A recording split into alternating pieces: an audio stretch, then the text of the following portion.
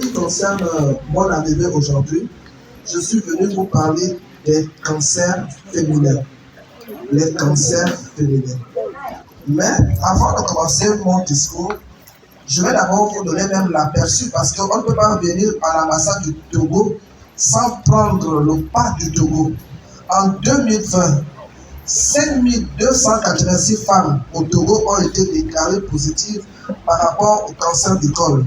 Mais malheureusement, 66% sont décédés de suite à ça. Donc le pourcentage des décès en 2020 était grand.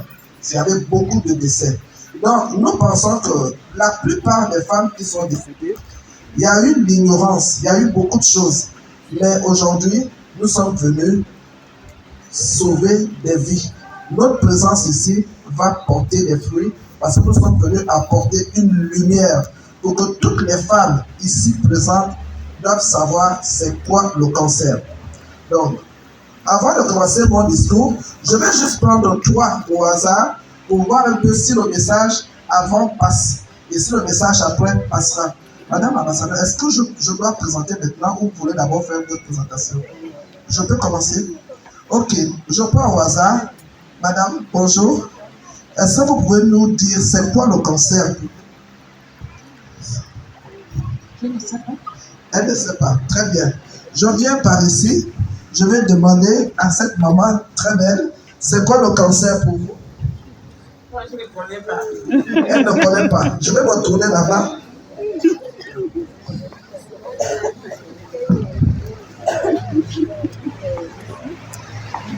Madame, bonjour.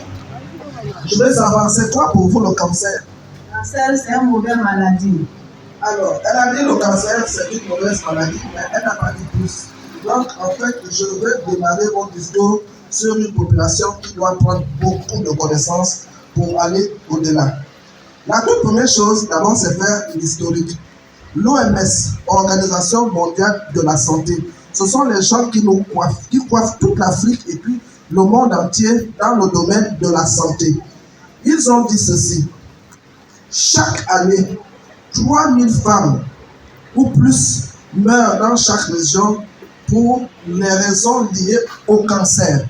Donc, on a beaucoup de cas liés au cancer. Le cancer constitue la 4e cause des décès dans le monde entier pour tous les cancers qui existent. Le cancer du col et les cancers féminins sont classés 4e. Au Gabon, le cancer est la première cause de décès dans la tranche de cancer. Mais en France, c'est 12e cancer. Donc, les cancers féminins, plus on les prend tôt en charge, moins on meurt. Donc, c'est pour cela que je suis venu aujourd'hui pour vous ouvrir les yeux et comprendre. Je vais d'abord commencer par vous expliquer l'épidémiologie, c'est-à-dire, dans une population donnée, et comme nous sommes là, le pourcentage des femmes qui peuvent être malades est déjà élevé. C'est-à-dire, mais au moins, la prise en charge précoce peut sauver. Quand on se prend en charge tôt, on peut être guéri. Le cancer est une maladie redoutable qui évolue pendant plusieurs années. Vous pouvez garder le cancer pendant 15 ans et venir mourir après. Maintenant, qu'est-ce que j'ai envie de vous apporter? L'agent pathogène, c'est-à-dire que le gène responsable du cancer du col est ce qu'on appelle le Human Papilloma Virus. C'est un virus qui est responsable du cancer. Ce virus-là, il vit en nous, sur nos cheveux, sur nos habits, sur nos chaussures, sur les mèches, sur tout ce que vous avez, sur les murs. Donc, 80 femmes ont déjà eu au moins un contact avec le virus. Mais la nature étant généreuse, chaque femme peut éliminer ce virus de façon normale. Donc, nous avons tous été en contact avec ce virus.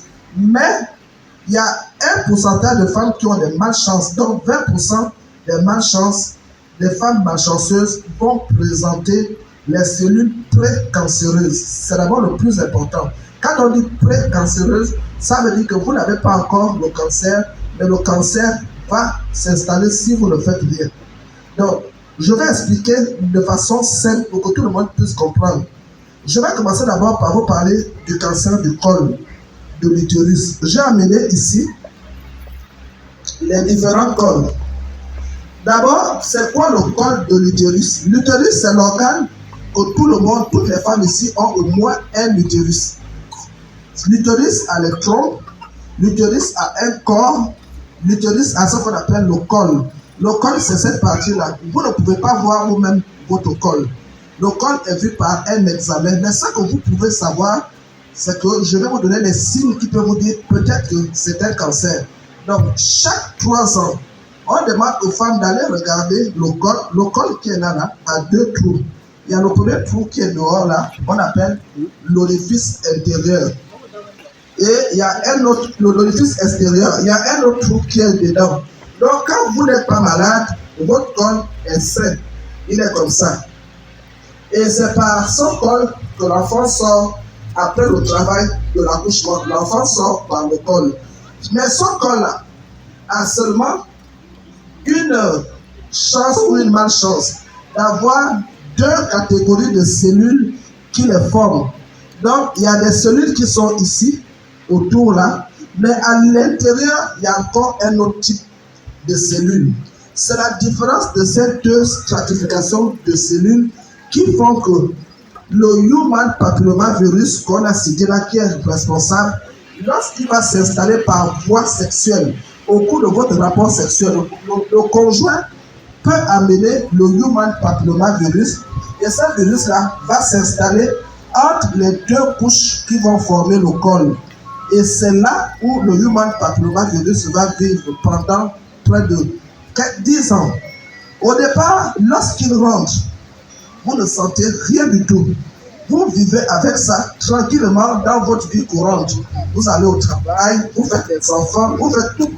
Mais il va arriver à un moment donné où les signes vont commencer à apparaître sans que vous ne le sachiez. D'autres peuvent ne pas avoir de signes.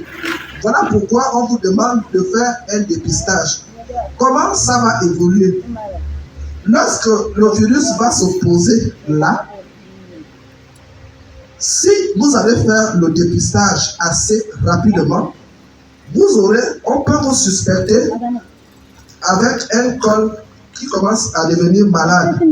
Donc, les cellules pré-cancéreuses peuvent déjà être développées 3 ans ou 4 ans après la contamination. Ce n'est pas aussitôt.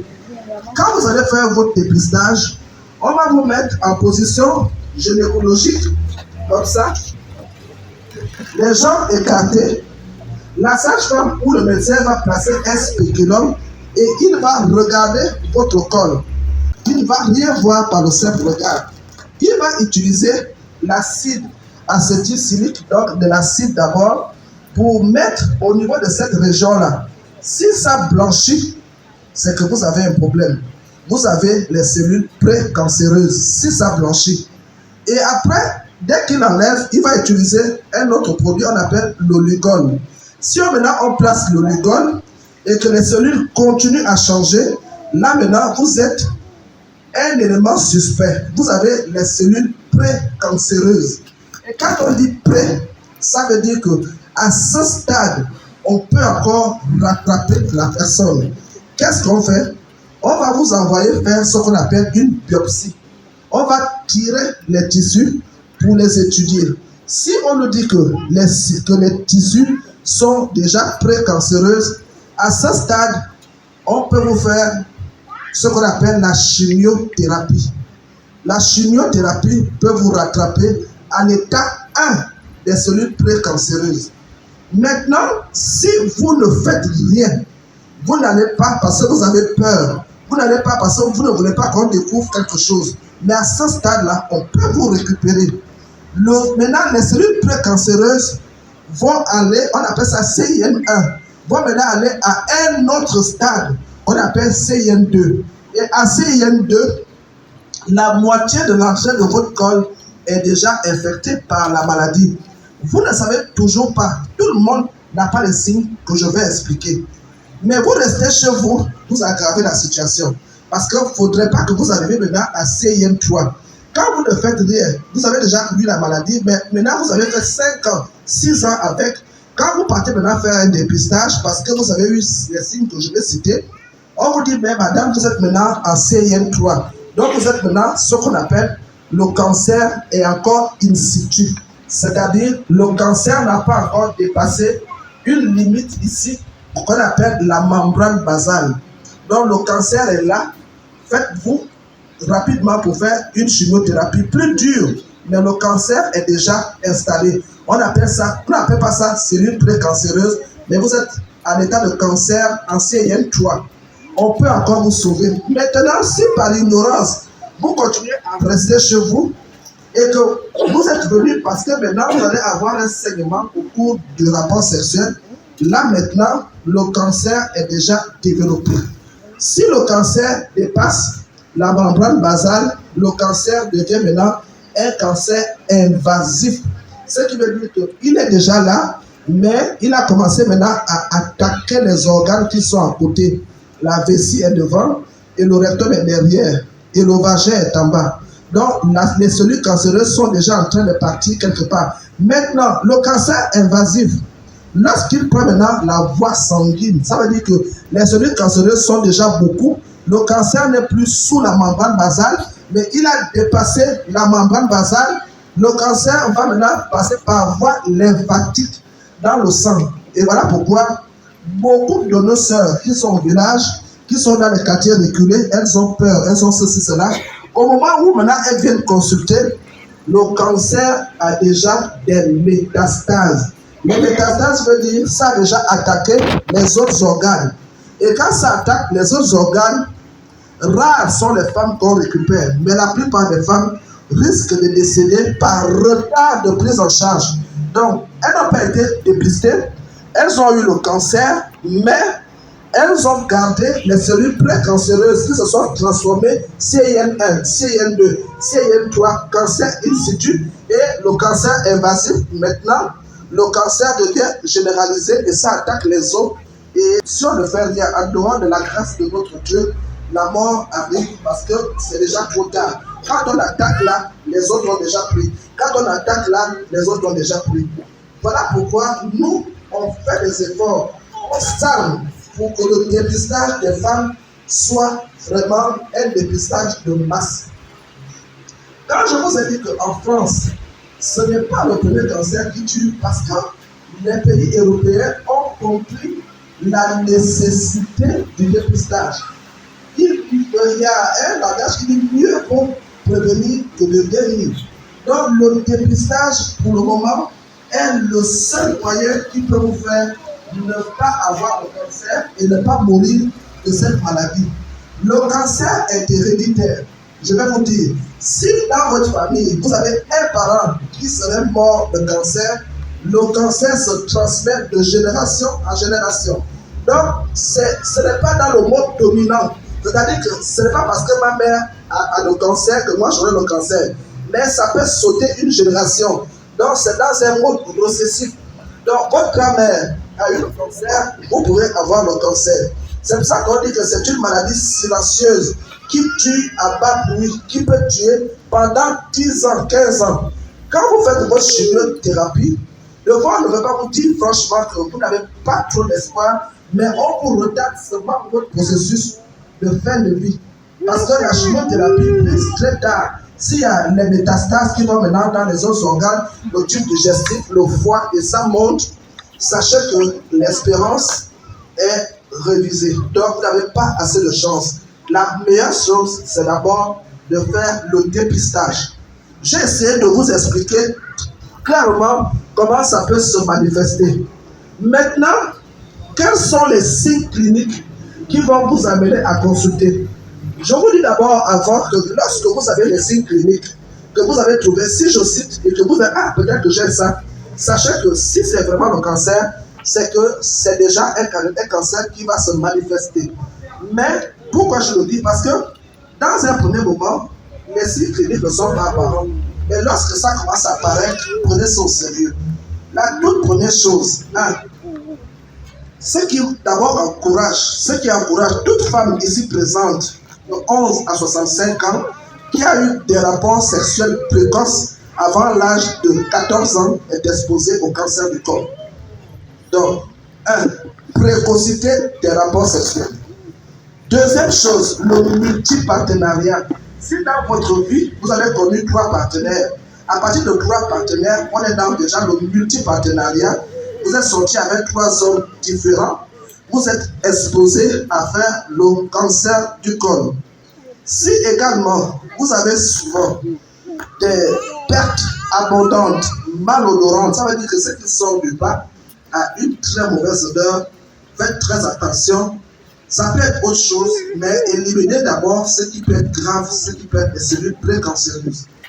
Également, si vous avez des douleurs pelviennes à chaque fois que vous êtes en règle, il y a une maladie qu'on appelle l'endométriose, mais ce n'est pas de ça qu'on parle. L'excès de douleur au bas-ventre, à chaque fois j'ai mal au bas-ventre, j'ai mal au bas-ventre. Lorsqu'il y a Octobre Rose, avec ce signe clinique, allez rapidement vous dépister, au moins pour qu'on élimine le cancer.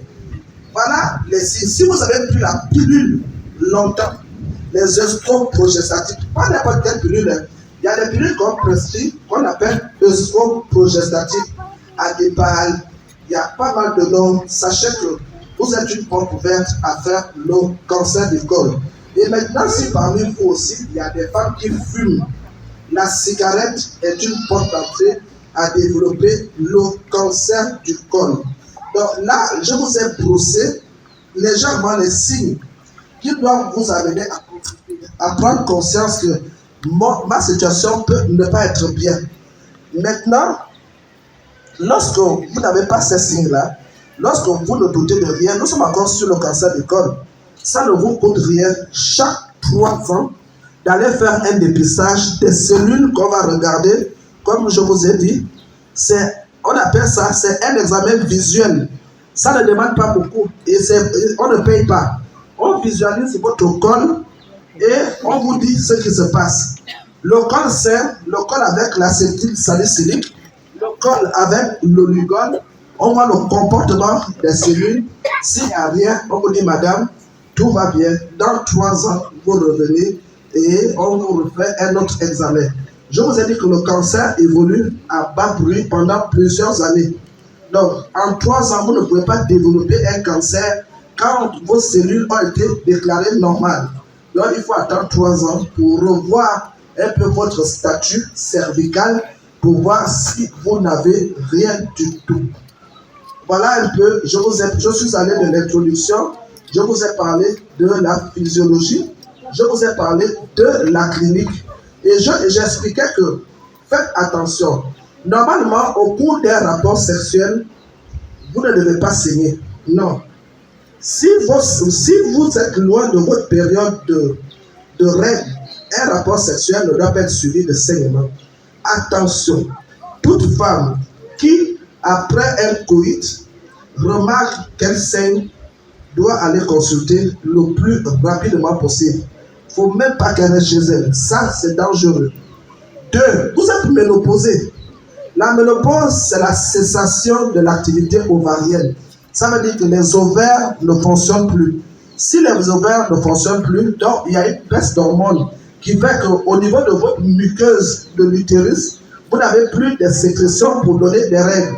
Mais après avoir eu votre ménopause déclarée à 50 ans, avant ou après 50 ans, si vous remarquez un saignement, là, c'est vraiment pas bien. Ce n'est pas bien. Ne restez pas chez vous.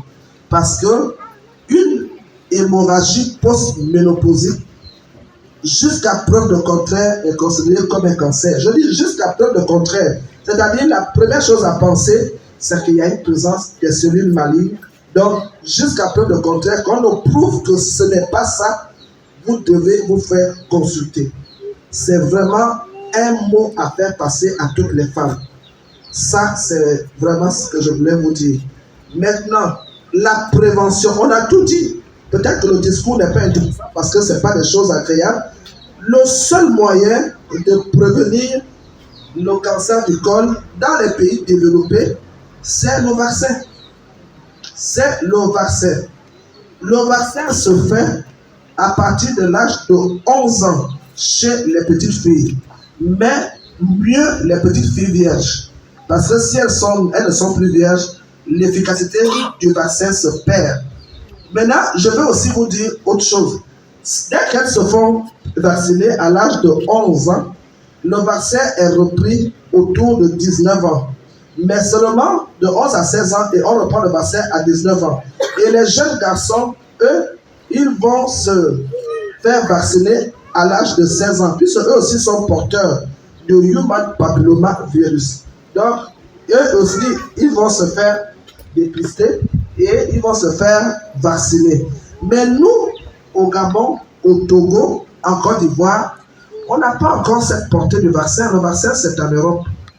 C'est en Europe qu'on vaccine. Et la seule chose que nous, on a de disponible, c'est le dépistage. On dépiste pour voir à quel niveau nous sommes et ça nous amène à changer de comportement.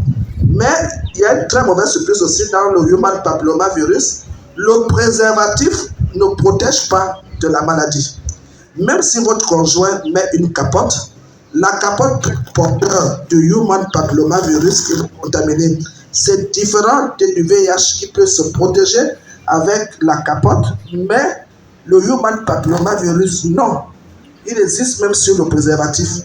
Donc, vous n'avez pas du tout accès à dire que moi, je ne peux pas être exposé. Tout le monde où nous sommes là, on touche nos cheveux, on se gratte et après on part pisser. C'est ce qu'on fait naturellement, sans demander, sans le lavage des mains. On peut se faire contaminer rapidement. Personne ne sait si ça existe ici. Ça peut être là, je prends et je mets la main à l'intérieur et je me contacte. Donc, la seule chose, c'est que lorsque vous êtes femme, vous êtes déjà exposé au Human Papilloma Virus. Donc, Octobre Rose, c'est vraiment un événement mondial. C'est pas gabonais, c'est pas togolais, c'est pas ivoirien, c'est pas centrafricain, c'est pas congolais, c'est mondial.